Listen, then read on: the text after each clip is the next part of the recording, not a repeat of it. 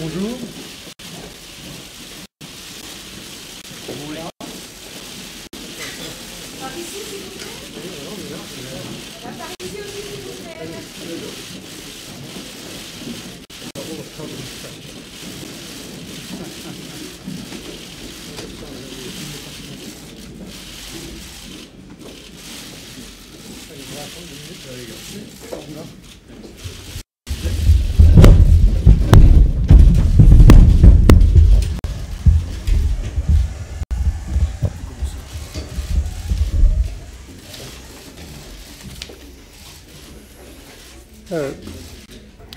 Good morning to all of you. My very first words are to express my deep sympathies to the British people as you face tragic events. Just as I want to express our solidarity to the Portuguese people. Welcome, David.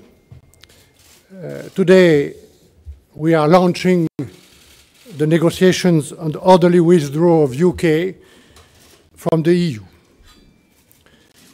Our objective is clear.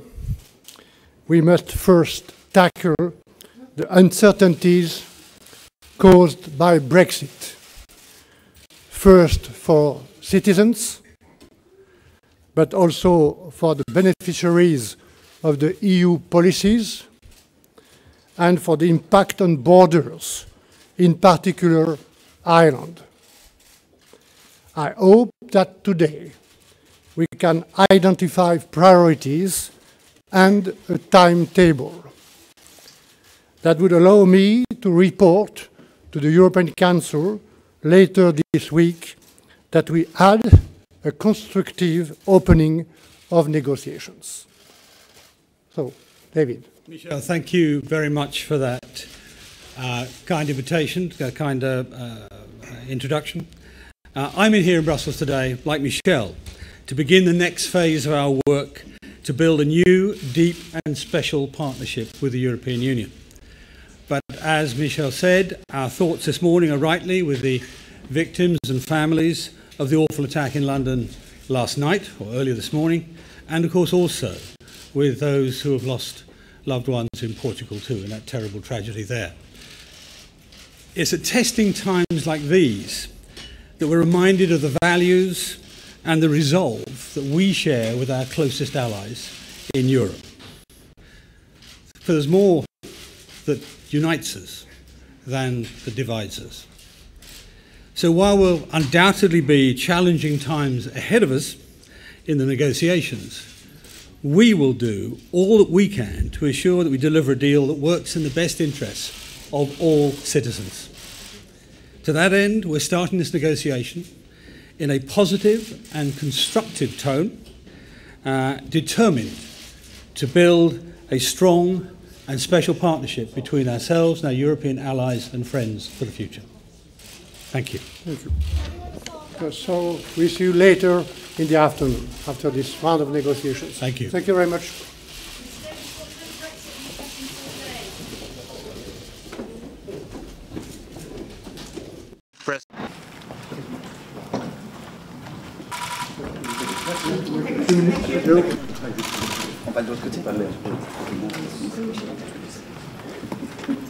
Conference by Article 50 Chief Commission Negotiator Michel Barnier and Mr. David Davis, Secretary of State for exiting the European Union. Without further ado, I give the floor to Michel Barnier. Thanks, Margaritis. Good afternoon to all of you. Mesdames, Messieurs. Ladies and gentlemen, thank you in advance for your attention. I would just like to begin by saying that I was very happy indeed to welcome to our institution here, and on behalf of President Juncker of the Commission, to welcome David Davis. President Juncker himself wanted to personally greet him, and the United Kingdom delegation which accompanied him. I'm very pleased to meet the press now, side by side with David Davis, for this first joint press conference. Just to say, to start with, that this was a very important first session, an opening session, of course, and I would just add.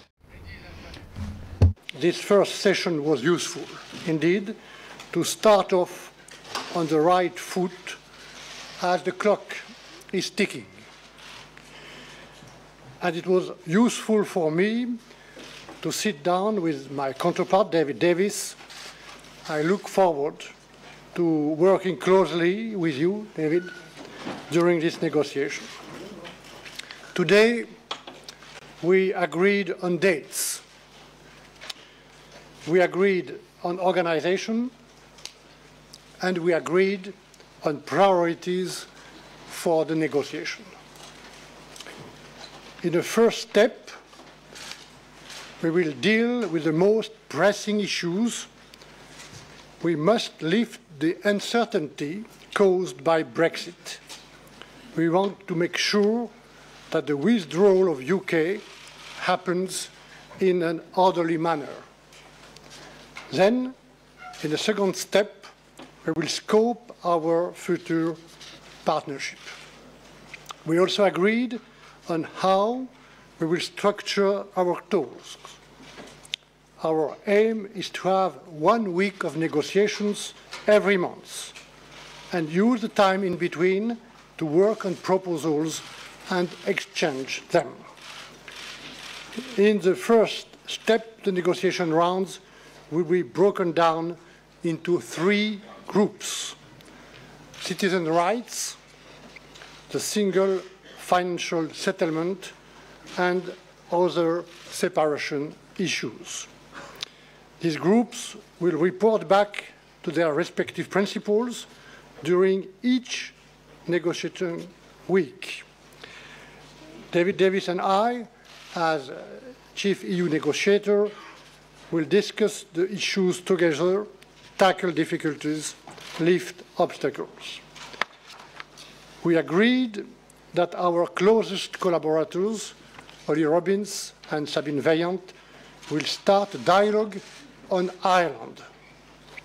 The protection of the Good Friday Agreement and the maintenance of the common travel area are the most urgent issues to discuss.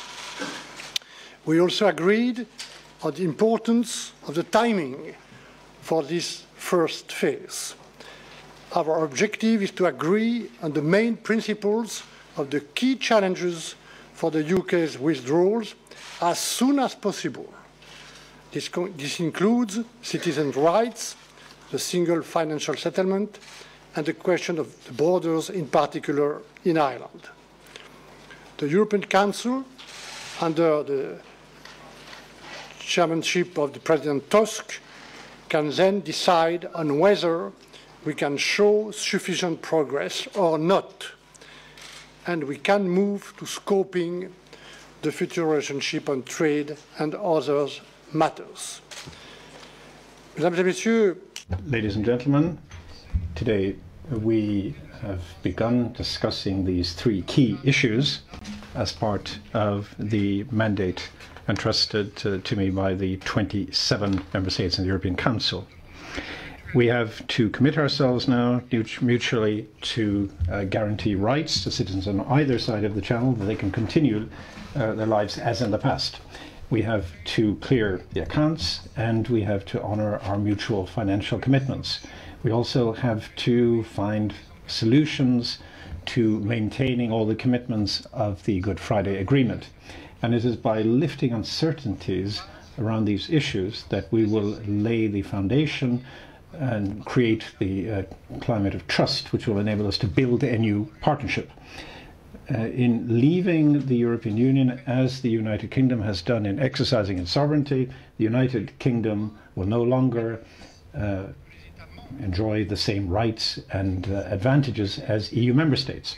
I believe, though, that it is very much in our joint interest to build a new partnership between the 27 and the United Kingdom, and I'm convinced that this new partnership will contribute to sustainable stability on our continent.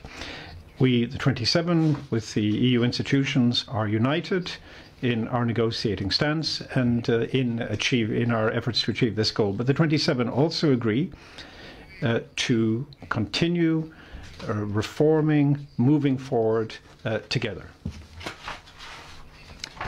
For both the EU and the UK, a fair deal is possible and far better than no deal. That is what I said to David today. That is why we will work all the time with the UK and never against the UK. There will be no hostility on my side. I will display a constructive attitude firmly based on the interest and support of the 27. And I will all the time seek to the continued support of the European Parliament in close cooperation with President Tajani and Guy Verhofstadt. Let me end by quoting Jean Monnet, in French, Jean Monnet, à qui on demandait... Jean Monnet, when he was asked whether he was optimistic or pessimistic, answered as follows, and I can fully sign up to what he said. And I say that in all modesty and with all due respect to this great European and founding father of the European Union. He answered, I'm neither optimistic nor pessimistic, I am determined. Thank you, Michel. The audience will discover at the end of what I have to say that we even coordinate our quotations. Firstly, I think we should start by recognising the very productive discussions that we've had today. And I've been encouraged by the constructive approach that both sides have taken. We've laid a solid foundation for future discussions with an ambitious but eminently achievable timetable. It was clear from the opening that both of us want to achieve the best possible outcome and the strongest possible partnership, one that works for the UK and for the EU. And we agreed that we stand a much greater chance of success if our teams work together, as that's been demonstrated today. Nowhere is this more true than on the important issues around the rights of citizens, where I'm happy to report there is much common ground. Ever since the referendum, I have been clear that my first priority is to provide certainty to European Union citizens living in the United Kingdom and to UK citizens resident in the European Union. And I know Michel shares that aspiration too. So now that the negotiations have started, we are determined to get on with the job and deliver that certainty as soon as possible. The Prime Minister will later this week update European leaders on the UK's approach to this issue at the European Council.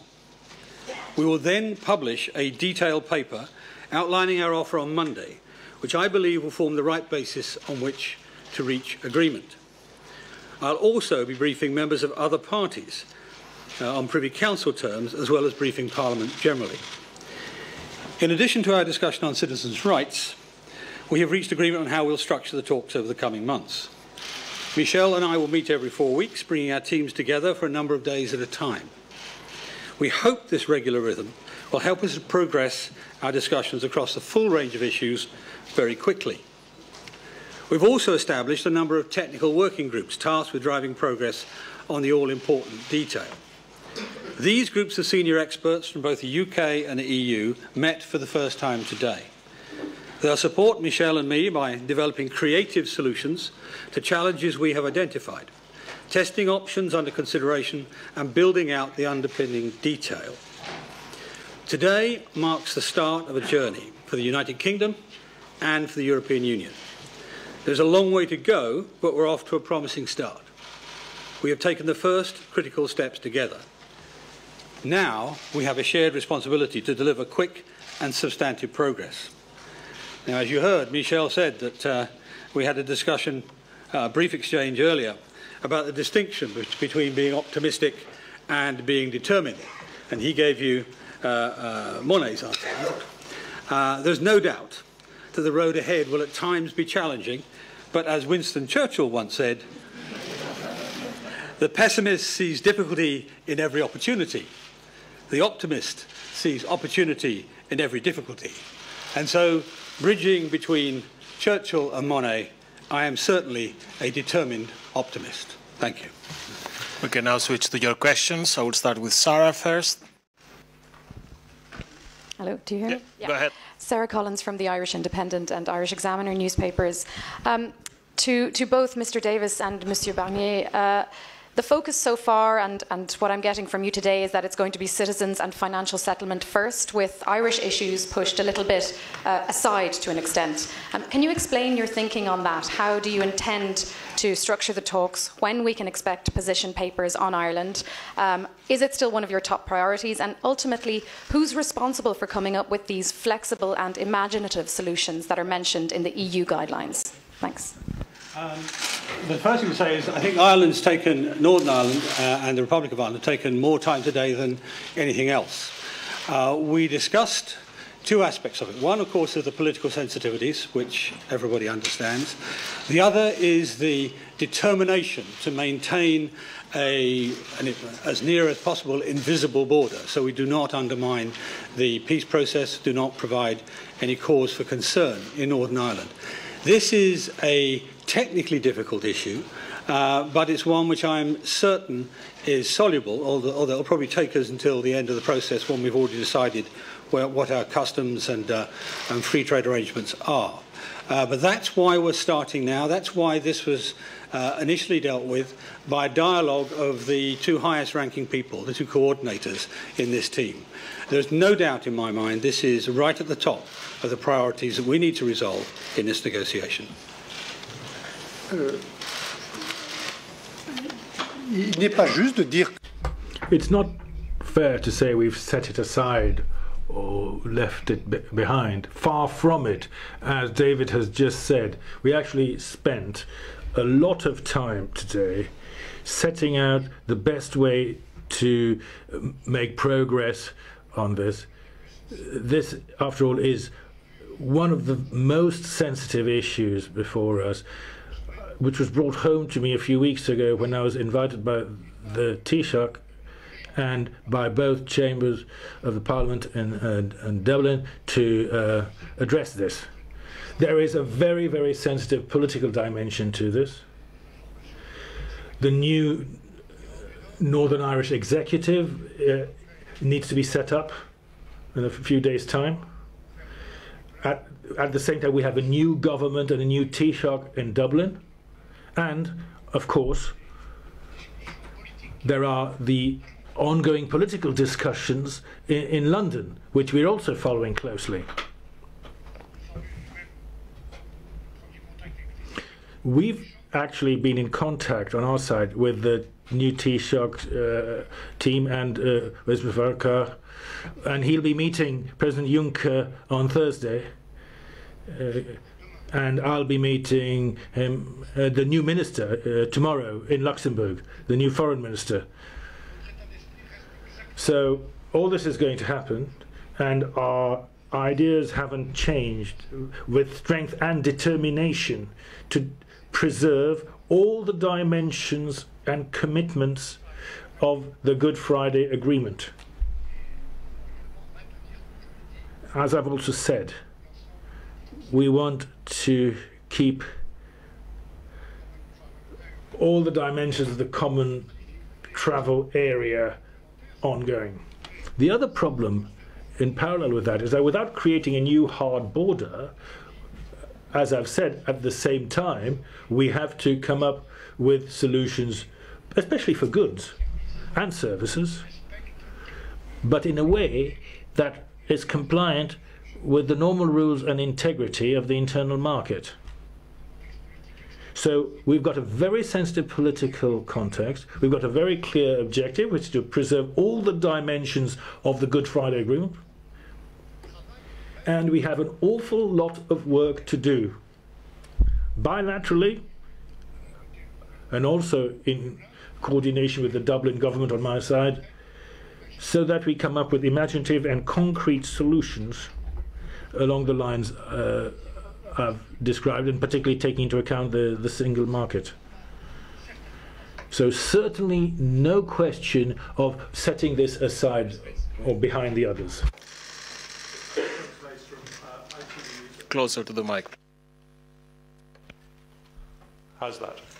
James Mates from ITV News. Secretary of State, you appear to have agreed in terms of timing, priorities and sequencing to conduct these talks exactly as the EU 27 said they were going to be conducted. Is this an early indication of the weakness of your negotiating position and your lack of leverage? Well, the first thing to say about the talks is not when it starts, it's how it finishes that matter. The UK has been crystal clear about our approach to the negotiations. The withdrawal process cannot be concluded without the future relationship also being taken into account. They should be agreed alongside each other. This is completely consistent with the Council's guidelines that state nothing is agreed until everything is agreed. Of course, there are some issues that we want to tackle as early as possible, most notably citizens' rights, but as you've just heard, Northern Ireland as well. So the position we've agreed today is completely consistent with our long-standing position and what we set out in our Article 50 letter. Okay, Katja, you need to take the mic. Secretary of State, when you do get around to talking about the future relationship with the EU and trade relations, what will you be asking for? What kind of Brexit will you be asking for? And can the EU trust that what you ask for today or tomorrow will be what you ask for in a few days' time, considering the political confusion at the moment in the UK? And Monsieur Barnier, si vous me permettiez, the citizens of the United Kingdom are facing very challenging times at the moment. Just one of their worries is about Brexit and that it really will turn out well. If you could speak to them directly, what would you say to them? Can I go first? The first thing, the position hasn't changed.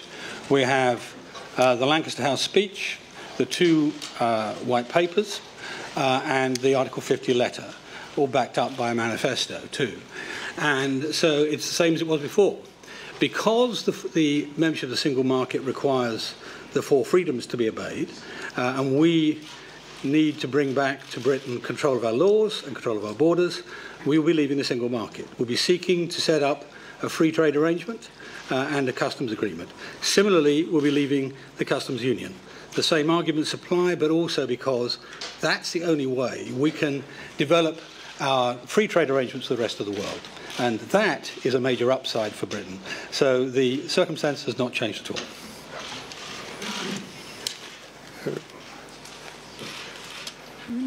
Je me permets d'ajouter un... Could I just add something in response to that question and the previous question? Article 50 is very clear.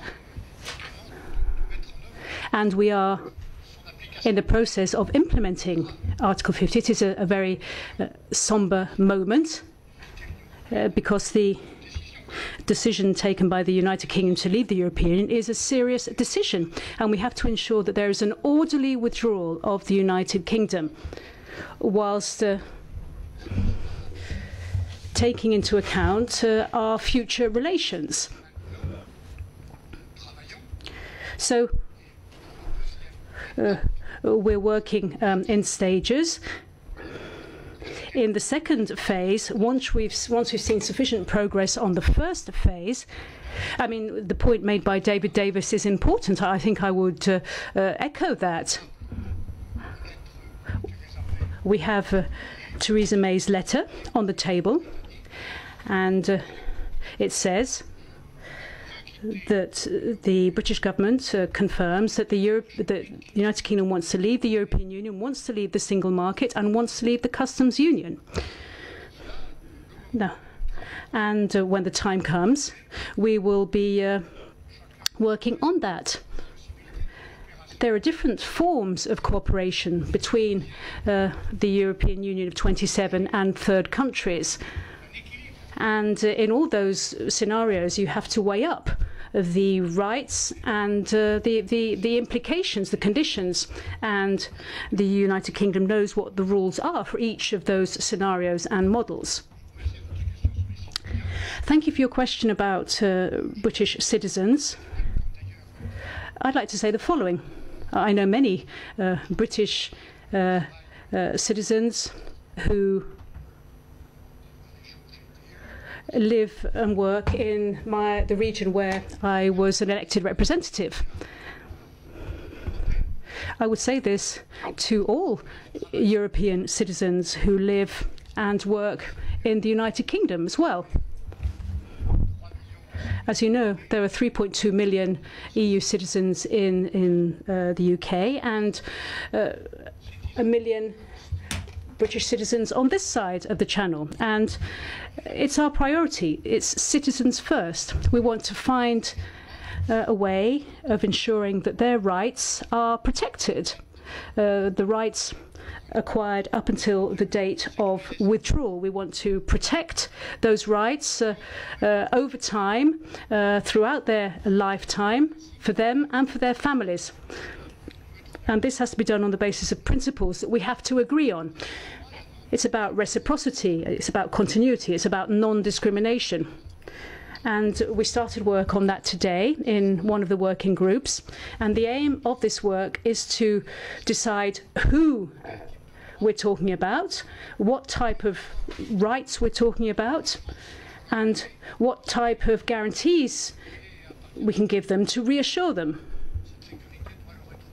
And as of when this protection, these guarantees should be provided. So we await with great interest the paper to be published in the near future by the British government in response to the text that you have, that we published a few days ago, and we will be doing the same in the future to make life easier for you.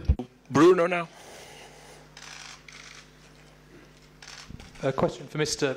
Davis. In the terms of reference, there are negotiating groups for citizens' rights, financial settlement and other issues, but only a dialogue on Ireland and the border. Is this because of the government's talks with the DUP, or perhaps because of the position taken by some members of the cabinet, such as Philip Hammond, on customs union and single market? And Mr. Barnier, in English, if I may, how confident are you that you'll still have Mr. Davis to talk to over the next 6 months, given the fragility of a British government that has to rely on loyalists in Northern Ireland? How flattering. Let me deal with that. I mean, I think we've dealt with it once already, but the treatment of the Northern Irish issue, the Republic of Ireland issue, is by no means, in some sense, second class. Just the reverse is being dealt with by the most senior people in the negotiating teams. And that is, and we're starting it now, not because, I mean, on citizens, we hope that we can get a reasonably fast resolution, reasonably fast. On Northern Ireland, this will take some considerable time, but it's very complex and very sensitive, and as Michel has already said, it's one we take extremely seriously. It has absolutely nothing to do with any negotiations inside the House of Commons. Michel.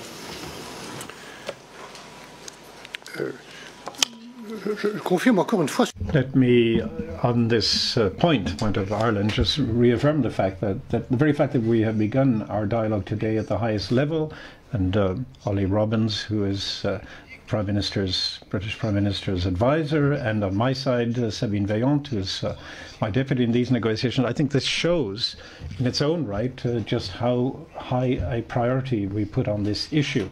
Given the range of political and technical issues at stake, I think this very much justifies our dialogue. And the dialogue should indeed represent a safeguard to all concerned that we are very much committed to this as a priority. I won't pick up on the issue that was addressed in your first question, which has already been answered, but I would say that the political discussion within the United Kingdom is, of course, very interesting. It's not the only country I follow whose internal politics I follow closely, of course. I'm meeting David Davis yet again today, but I've known him for quite some time. And in fact, We go back to 1995 because we're both European affairs ministers of the United Kingdom and France at the time. And we began negotiations for the Amsterdam Treaty at the time. I can perhaps come back to that some other day, if you like. But I am working with the British government and its official representative, David Davis. That's what I can say for my part. Yeah, I'm here. Thomas May at the Standard. I would like to ask you if you have found an agreement on the information policy that we will see here in the next month. You know that the European citizens had concerns not to be well informed about what we have seen in the trade negotiations with the United States and Canada, and we have set new standards here.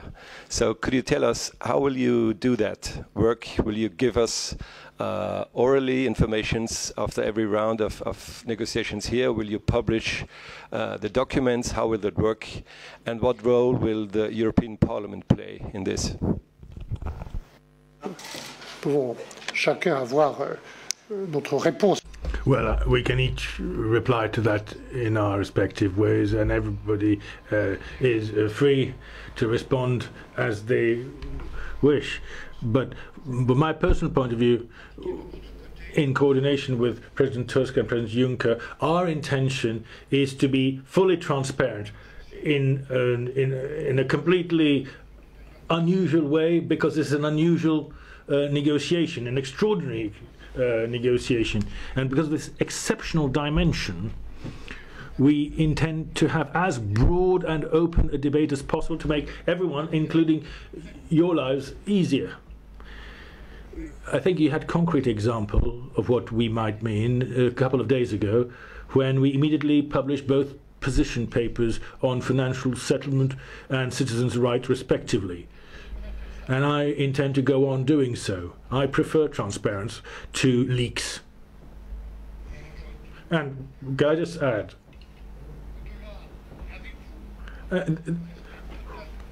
you're of course all free as journalists, but we all together have to understand that this is an exceptional negotiation of huge interest to a lot of people everywhere. I'm going around the 27 member states for the second time, meeting heads of government, business community, national parliaments, both sides of industry, trade unions, et al. And everywhere I find great awareness of the responsibility and the issues at stake. So a public debate, for me, is very important. It's not something that we want to take a passive attitude towards. We want to be proactive, and that's how we see transparency. And we are both agreed on that. During the course of the last 10 months, the UK Parliament has questioned the government quite properly, in great detail, on what its aims should be, what its negotiating strategy should be, where it's going, where it wants to take the country. And I and the Prime Minister have given undertakings to ensure that we are as transparent as possible, consistent with normal negotiations, more transparent than any other negotiation in modern history. So I think we're in the same place. We take the same view as Michel on this. We want to see the public informed, the public in its widest sense, parliamentarians, the general public, business, trade unions, civic society, all informed by proactive publication of what we are doing, not by leaks or erroneous briefings. Go ahead.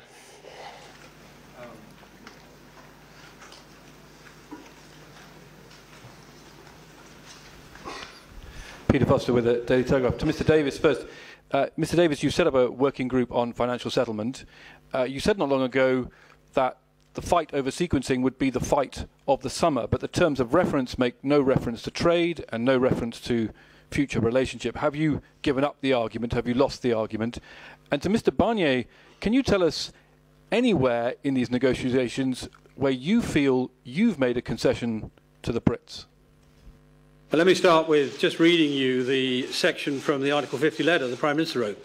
We will need to discuss how we determine a fair settlement of the United Kingdom's rights and obligations as a departing member state, in accordance with the law and the spirit of the United Kingdom's continuing partnership with the European Union. But we believe it is necessary to agree the terms of our future partnership alongside those of our withdrawal from the European Union. And that's what we see will happen. When we eventually get to the point that the Council decides we've made enough progress, their words, both sets of dialogue will continue, including free trade, not just trade, obviously customs, obviously security, obviously cooperation in all sorts of ways. They'll all continue once we get to that point.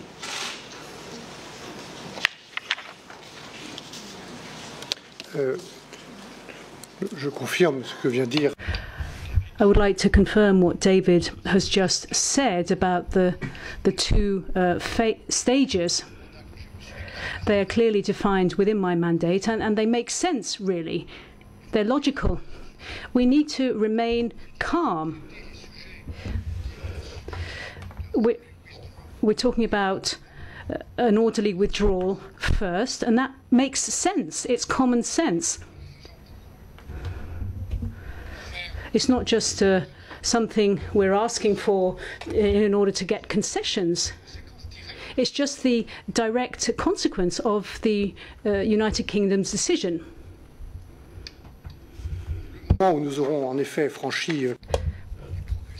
Once we have made sufficient progress, and it has to be sufficient concrete progress, I will be the first to assume our responsibility and ask the European Council to open negotiations on scoping in parallel. Obviously, the details of the future relationship is something that will only be concluded after the departure of the United Kingdom. Now, you asked whether there's anywhere where we've made a concession. Well, look, the United Kingdom has decided to leave the European Union. It's not the other way round. The United Kingdom is going to leave the European Union, the single market and the customs union, not the other way round. So we each have to assume our responsibility and the consequences of our decisions. And the consequences are substantial. This is the first thing I said in my first public statement back in November. I talked about the human consequences, the social consequences, the financial, legal, technical, economic and political consequences. Please do not underestimate those consequences, and we will try and reduce the negative impact of those consequences. So I'm not in a frame of mind to make concessions or ask for concessions. It's not about punishment. It's not about revenge. Basically, we are implementing the decision taken by the United Kingdom to leave the European Union and unravel 43 years of patiently built relations. I will do all I can to put emotion to one side and stick to the facts, the figures and the legal basis, and work with the United Kingdom to find an agreement in that frame of mind. This concludes our press conference. Thank you all for your massive presence. Thank you.